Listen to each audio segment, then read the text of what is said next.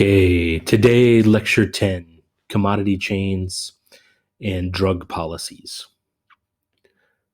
So, today, what I want to do is talk about some of the range of restrictions placed on psychoactive substances in the 20th centuries. What we want to do is talk about some drug policy strategies. Essentially, there is drug use and there is drug consumption and there is drug selling. And so, what are the ways or the strategies that governments use and can use in order to limit consumption of psychoactive substances? Well, there are actually different kinds of drug policies. The first is known as demand reduction. This is essentially the just say no policy. Demand for illegal drugs needs to be dealt with according to this idea. In an ideal world, there would be a reduction in demand, and that would mean falling prices. Because of these falling prices, distributors would turn to other forms of money making. Second, supply reduction. As supply decreases, prices increase because it is too expensive to buy drugs. People would turn to other substances. Heroin addicts would decrease the use if they couldn't afford it, according to this idea.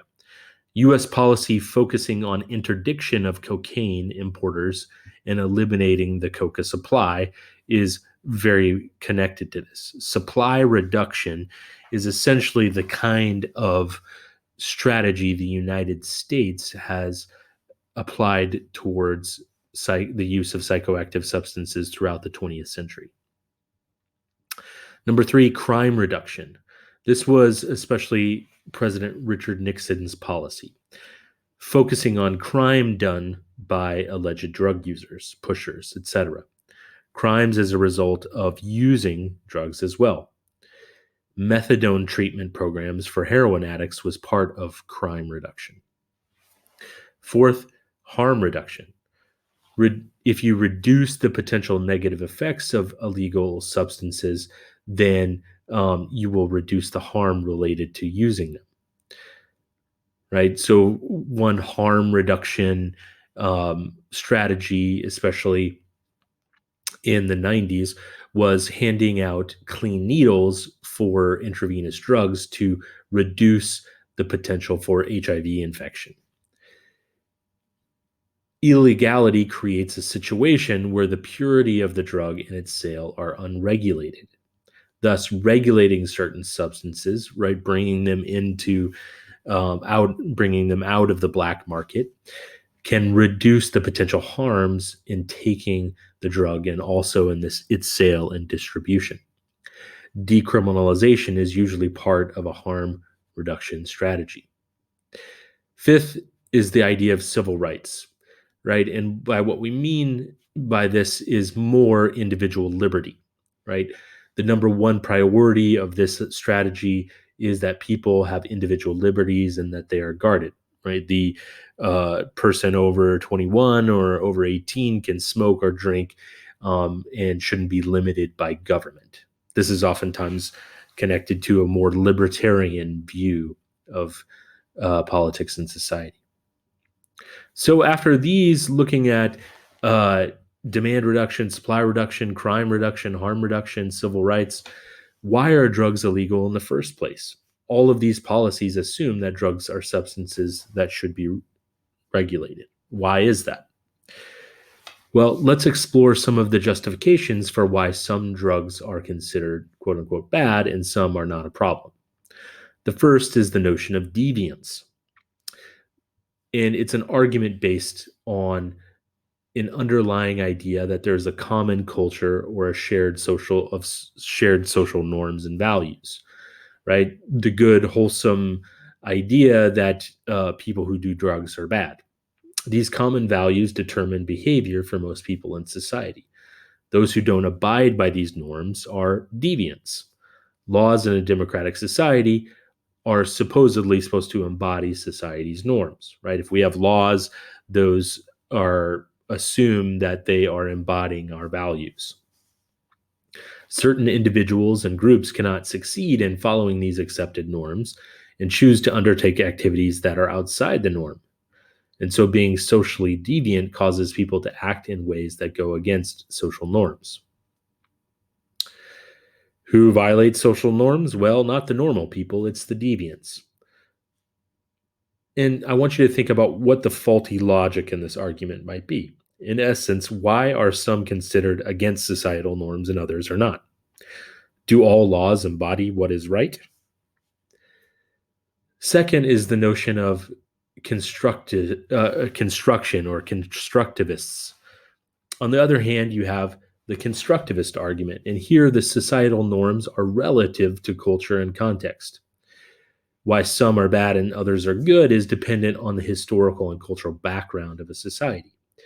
Drugs are not inherently bad, but context matters.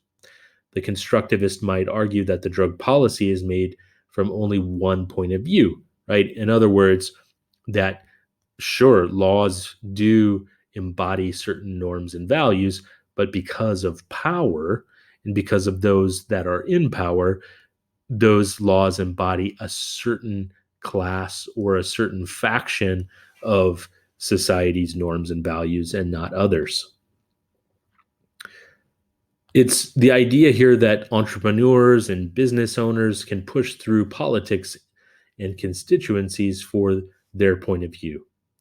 The constructivist perspective forces individuals to deal with the fact that drug policy is partly the result of subjective perception. Third, the notion of rational theory. And this is really drug policy that gets concocted based on a cost benefit analysis, weighing the potential benefits of prohibition against potential costs. Right? We can see rational theory in the ways that certain industries in the early 20th century thought, yeah, we need to make certain drugs illegal because it's hurting our productivity. We don't want people to be drinking alcohol or using opium when they are running our machinery in our factory because that's going to hurt our productivity. Lastly, we have realists, right, where national security issues are really the highest priority. Here we can also see the way in which the United States has made sure that the real problems of drug selling and drug consumption is that the drugs are being shipped into the United States, right? And if we can get them to stop being shipped into the United States, then that means that we can reduce our national security risk. So we can see that there are a number of different ways that people might approach the issue of drug policy.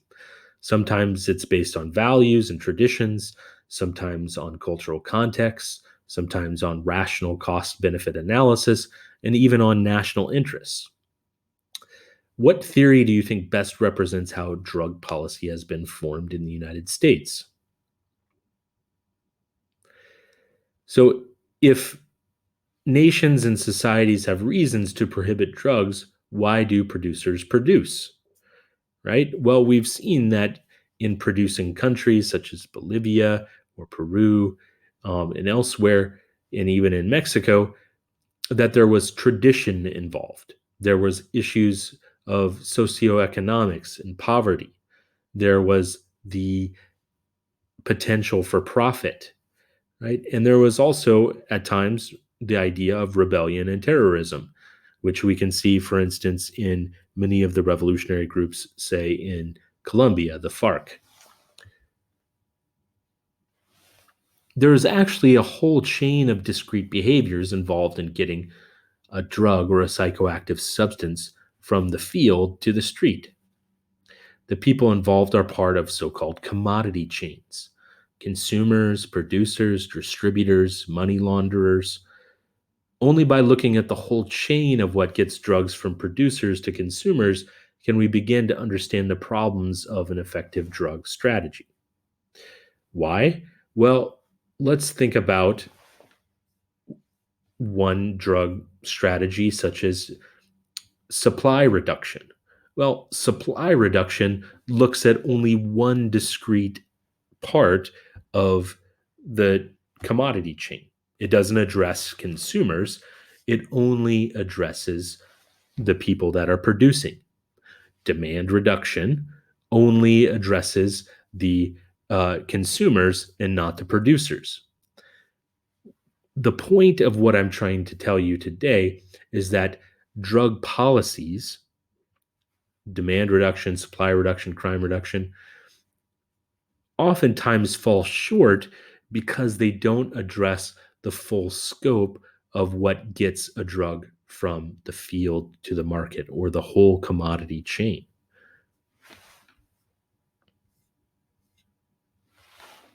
And so desire motivates everyone for money, for pleasure, for power, for notoriety, for thrills, and even for the completion of religious traditions. So it's complex. This is a problem with separate parts all along the commodity chain. Simply dealing with one part of the commodity chain does not deal with another part of the commodity chain. And that is often going to give us a policy towards psychoactive substances that falls short in addressing all of the varied tensions and problems with what gets a psychoactive substance from the field to the street. That's all I have for you today.